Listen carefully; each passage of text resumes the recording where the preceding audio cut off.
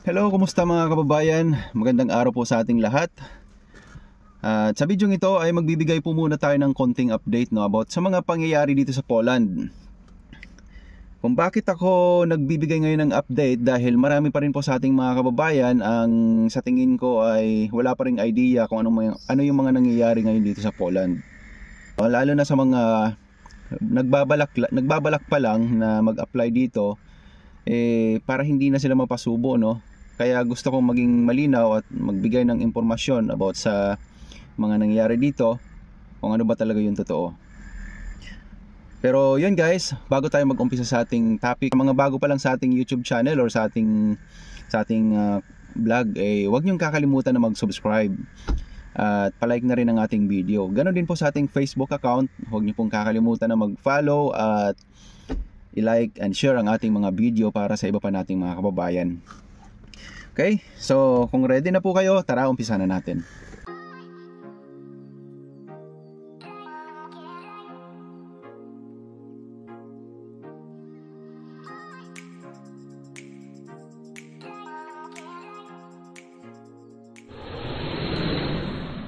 So yun nga po guys, kung bakit nga ayaw na ng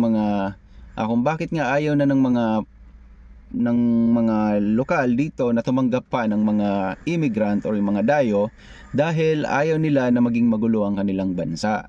Dahil nga sa mga nangyayari ngayon doon sa UK, sa UK, sa Canada at saka sa France, sa Spain. Guys, dahil nga sa dami ng immigrant at dami ng iba't ibang lahi ay hindi na nila makontrol yung mga ibang mga sitwasyon, like maraming mga snatcher ngayon sa France. Then sa UK naman, laging may mga nagrarally, yung mga ganyan. Tapos yung mga krimen tumataas. Yung mga ganon, gusto nilang i-avoid yan. So ang mga lokal kasi dito sa Poland, ayaw nila ng magulo, ayaw nila ng maingay, yung mga ganyan. Gusto nila tahimik na buhay, simple. Which is, naintindihan ko naman yon, dahil nga kahit naman tayo gusto rin natin ng ganun, diba? Pero ito yung masakit na katotohanan na minsan masama din yung sobra, no? Dahil sa sobrang pagprotekta nila sa kanilang sa kanilang lugar, sa kanilang bansa, hindi malayong mangyari na maapektuhan yung ibang mga tao na lumalaban naman ng patas. Kasi ang sabi po ng Poland government, ayaw nila sa mga illegal immigrant. Pero ang nangyayari, yung ibang mga tao dito, ibang mga lokal dito, yung iba lang hindi ko nila lahat, pag sinabi kasing immigrant, hindi na nila minamind kung illegal or legal, basta immigrant.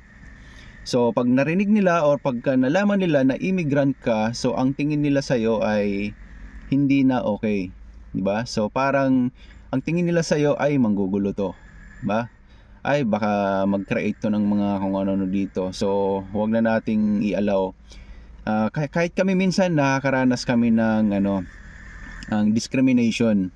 Hindi lang isang beses nakakaranas kami ng discrimination dito.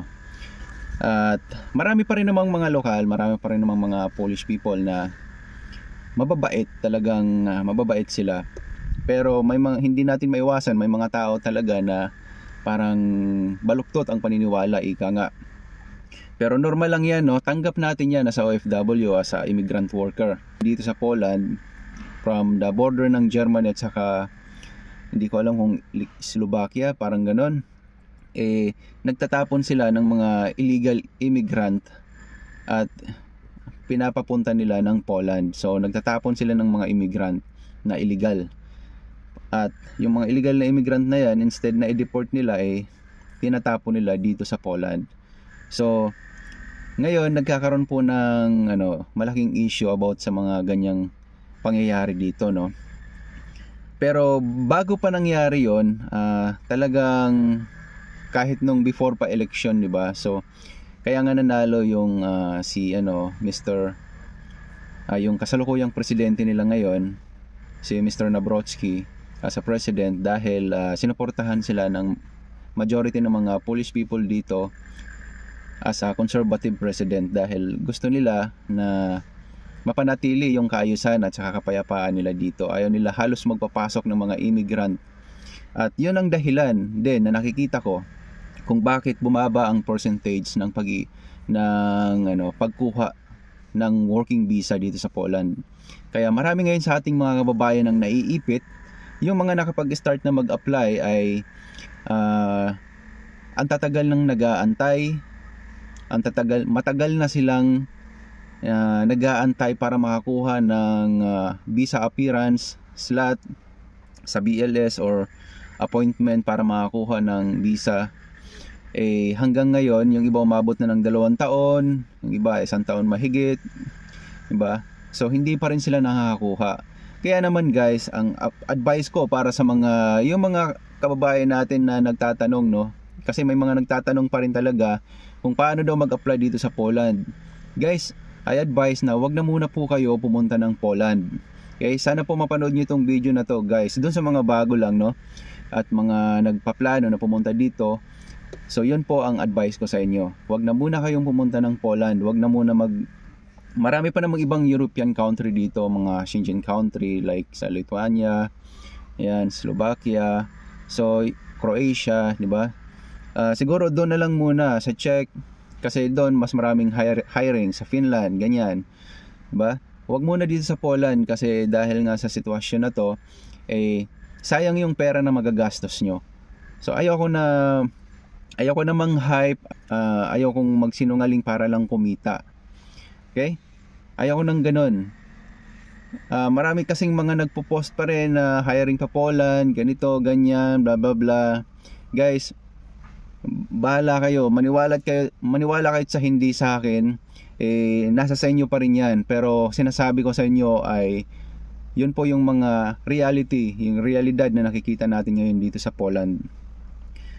So yun guys, about naman doon sa mga kababayan natin na nasa Europe country na at gustong tumawid dito sa Poland, ay hindi ko na po may advice na pumunta pa kayo dito kasi totally zero chance na talaga na may convert nyo yung inyong mga visa or TRC dyan sa kung saan man kayong lugar dito sa Europe.